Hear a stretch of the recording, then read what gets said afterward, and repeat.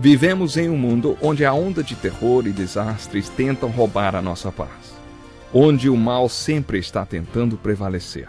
Mas vemos pela palavra de Deus desde o Antigo Testamento que o cuidado de Deus para com aqueles que o temem e o buscam é muito real e permanente. Fique atento a mais um programa Encontro com a Palavra. Aqui apresentamos a palavra de Deus como resposta a todas as mais difíceis questões da vida. Agora com você, Pastor Edson Bruno. Olá, seja muito bem-vindo a mais um Encontro com a Palavra. Mais uma vez estamos a postos para estudar o Sermão do Monte. Acomode-se e leiamos esse trecho bíblico. Vocês são o sal da terra. Mas se o sal perder o seu sabor, como restaurá-lo? Não servirá para nada, exceto para ser jogado fora e pisado pelos homens. Vocês são a luz do mundo. Não se pode esconder uma cidade construída sobre um monte. E também ninguém acende uma candeia e a coloca debaixo de uma vasilha. Ao contrário, coloca-a no lugar apropriado e assim ilumina a todos os que estão na casa. Assim brilhe a luz de vocês diante dos homens, para que vejam as suas boas obras e glorifiquem ao Pai de vocês que está nos céus. Acabamos de ler os versículos 13 a 16 do capítulo 5 de Mateus. Já vimos as bem-aventuranças e agora estamos estudando o restante do Sermão do Monte, versículo por versículo. Essa passagem que acabamos de ler marca uma mudança dentro do ensino do Sermão do Monte. Já falamos sobre as 8 bem-aventuranças que, na opinião de muitos estudiosos, representam o sermão em si. As bem-aventuranças são a essência do ensino. O restante, eles argumentam, é a aplicação do ensino. Depois de ensinar as 8 bem-aventuranças, Jesus inicia a aplicação delas e, a partir do versículo 11, passa a usar o pronome pessoal vocês.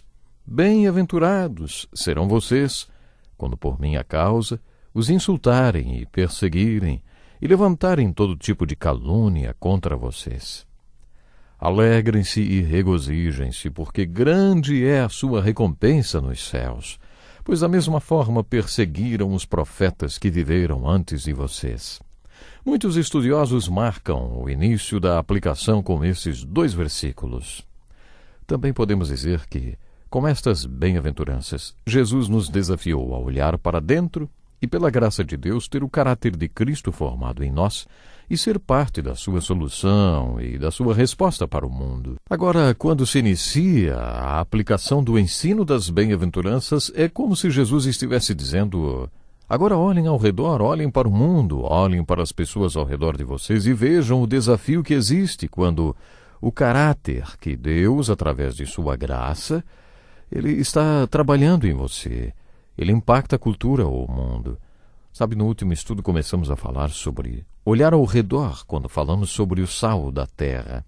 O que Jesus quis dizer com esta ilustração, hein? Vimos várias interpretações. Quero destacar, entretanto, que Jesus não falou, vocês têm sal para a terra. Não. Jesus falou o que você é. Ele disse, olha, você é o sal da terra. E ele também disse que se você não for sal da terra, então você não presta para mais nada. Ele foi bem claro. Vocês são o sal da terra.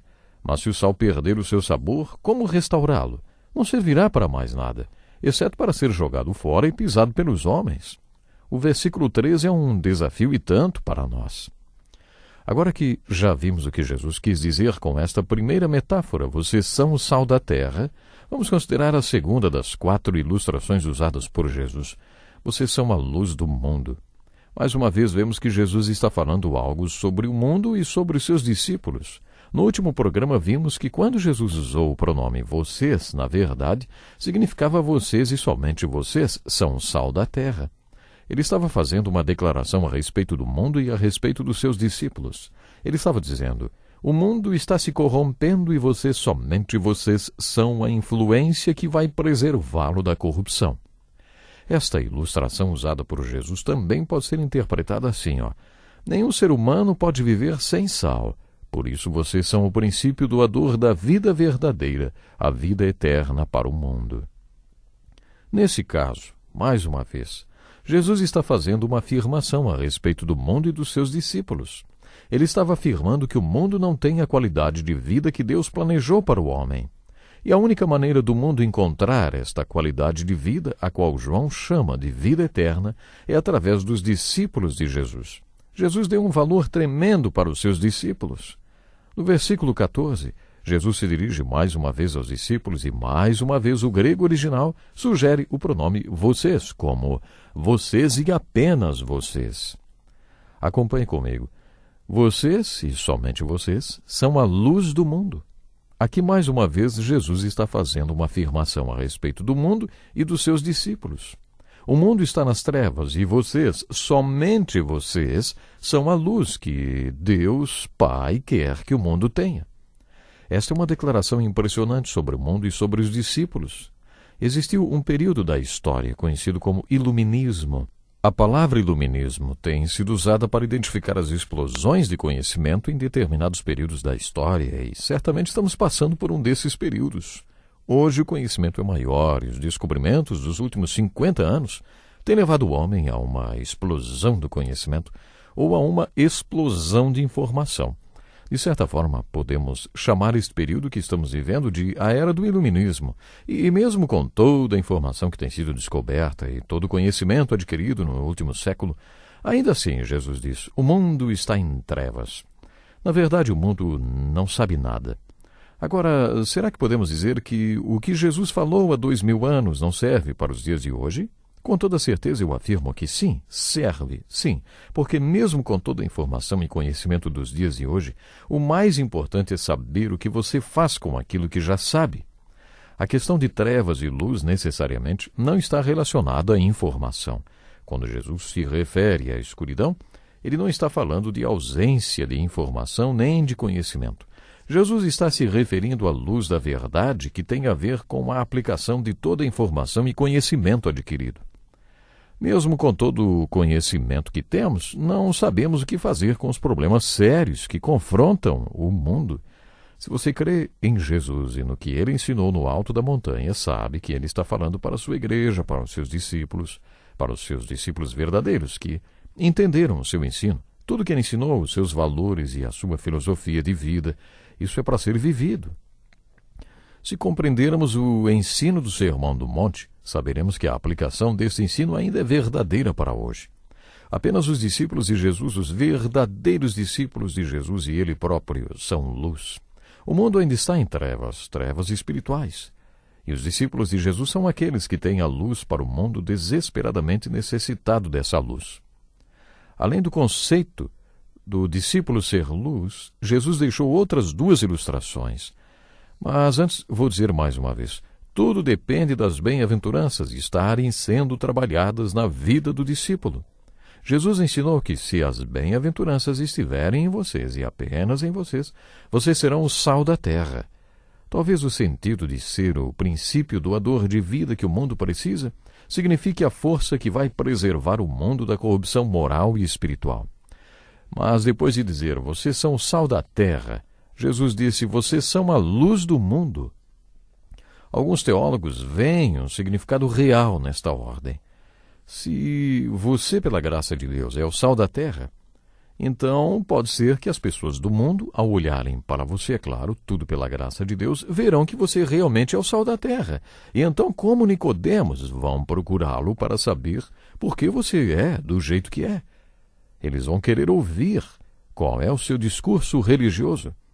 Lembre-se que em João 3, Nicodemos procurou Jesus e iniciou a conversa dizendo, Mestre, sabemos que ensinas da parte de Deus, pois ninguém pode realizar os sinais miraculosos que estás fazendo se Deus não estiver com ele. Em outras palavras, Nicodemos estava iniciando a conversa com Jesus dizendo, Tenho visto o que o Senhor tem feito e agora vim ouvir o que o Senhor tem para me falar. Quando estudamos o Evangelho de João, comentamos que isso ainda acontece conosco. Se você, pela graça de Deus, é o sal da terra, isso impressiona as pessoas, e elas vão procurá-lo para saber por que você é o que é. É neste momento que você tem a chance de compartilhar a luz que lhe tem sido dada. A verdade na qual cremos e colocamos em prática é usada por Deus para fazer de nós sal da terra. Esta ordem funcionava 2000 anos atrás e continua funcionando da mesma forma até os dias de hoje. E talvez seja por isso que Jesus apresentou estas ilustrações para dá-la.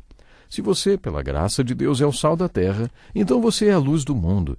E vai chegar o tempo quando você terá a chance de pregar ou ensinar ou compartilhar, porque as coisas acontecem com você do jeito que acontecem. Sabe, nós temos a tendência de achar que hoje esta ordem está invertida. Parece que achamos que o mundo vai ficar impressionado com a nossa pregação, ensino, teologia, doutrina. E aí talvez um dia chegue perto do que somos. Isso é exatamente o contrário do que Jesus ensinou com sua vida. A ordem que funciona é a seguinte: primeiro temos que ser o sal da terra pela graça de Deus, e depois a próxima coisa que acontece é termos a chance de ser luz do mundo. Além de sermos luz do mundo, Jesus apresentou outras duas ilustrações. A cidade construída sobre um monte que não se pode esconder. Se uma cidade está construída no alto de uma montanha, não tem jeito de escondê-la, ela fica em evidência. O Evangelho de Marcos conta que Jesus não podia ser escondido. Às vezes ele tentava escapar das multidões que sempre o pressionavam e estavam atrás dele e tentavam tocá-lo. Marcos conta que as multidões o rodeavam desesperadas o tempo inteiro porque precisavam dele, por causa do que ele era e tinha feito por eles. Quando Jesus tentava escapar das multidões, a Bíblia conta, ele simplesmente não conseguia se ocultar. Jesus estava dizendo para os discípulos que participaram do primeiro retiro cristão e que queriam ser parte da solução e resposta dele. Jesus estava dizendo, se pela graça de Deus estas bem-aventuranças estiverem em suas vidas, vocês serão sal da terra e luz do mundo. Aí será impossível ocultar vocês. Se pela graça de Deus vocês forem meus discípulos verdadeiros e tiverem os meus valores e crerem no que eu vim mostrar e ensinar, se pela graça de Deus vocês realmente crerem no Evangelho que estou confiando a vocês, vocês não conseguirão se esconder. Pense nisso por um minuto, meu ouvinte. Vamos supor que você seja um discípulo de Jesus no seu trabalho. Vamos supor que você seja o único discípulo que Jesus tem em todo o escritório onde você trabalha, ou em toda a fábrica onde você trabalha, ou aí em toda a fazenda onde você trabalha. Talvez no prédio inteiro, talvez no bairro inteiro, talvez aí na fazenda inteira. Somente você é um discípulo de Jesus. Pense em que você pode fazer. Pense, você está sendo colocado em uma comunidade. Você é um discípulo de Jesus. Por quanto tempo você acha que conseguiria esconder que é um discípulo de Jesus, hein? Isso é muito sério. Reflita sobre isso até o nosso próximo programa aí. Procure ser sal, procure ser luz para abençoar aquelas pessoas que estão à sua volta. Até o próximo encontro com a palavra. Que lição importantíssima. Obrigado, Pastor Edson Bruno. Prezado ouvinte, coloque em prática o que você ouviu aqui. Sem dúvida, sua vida será grandemente abençoada. Este é um estudo escrito pelo Dr. Dick Woodward, na voz do Pastor Edson Bruno. Escreva-nos e solicite o material. Nosso endereço é Encontro com a Palavra, Caixa Postal 2011, CEP 89201-970, Joinville, Santa Catarina.